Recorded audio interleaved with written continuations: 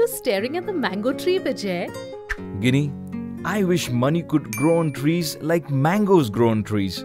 Vijay, while money does not grow on trees, it can grow if you save and invest wisely. How does money grow, Ginny? Tell me quickly. I will also grow my money.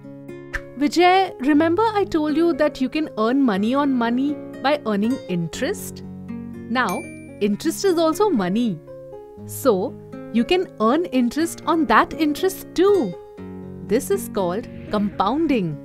You can grow your money when the principle of compounding is at work. Ginny, tell me more.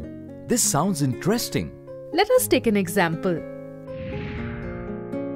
If you put 1000 rupees in a bank for 1 year at 8% interest per annum, how much money will you have at the end of the year?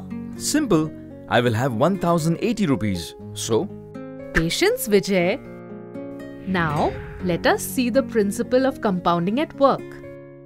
Leave that money, that is 1080 rupees in a bank for 1 year at 8% per annum. What will happen? Let me see. Using the formula for simple interest, which you taught me earlier, interest is equal to 1080 multiplied by 8 multiplied by 1 divided by 100, which is equal to 86 rupees and 40 paise. Hence, amount is equal to 1080 plus 86.4, which is equal to 1166 rupees and 40 paisa. So I will have 1166 rupees and 40 paisa. Good. But did you notice something? Notice what, Ginny?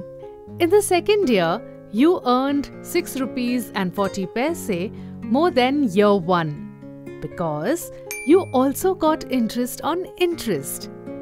That is called compounding. Okay, so if I leave the 1000 rupees in the bank for 10 years at 8% interest per annum, then? I need a calculator. Assuming your bank pays interest end of every year, your money will grow to 2158 rupees 92 paise. Wow! More than double! Compounding sounds great!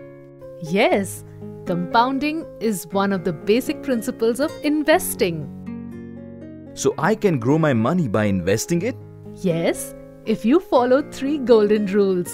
Start investing as early as possible, invest regularly, and invest as much as you can. Okay, I will start investing now. Yes, Vijay, but I'm not done yet. Okay, please go on. Vijay, there are many ways of investing. You can invest in bank deposits, national saving certificates, public provident fund, mutual funds, stock market, outside of investing in a house or in gold. Even education is a form of investment. Oh, there are so many options. Yes, investing implies that you are putting money into something, hoping you will earn returns from the money. Yes, returns. But returns can sometimes be negative. Negative? Yes, like last year I bought gold at 32,000 rupees for 10 grams.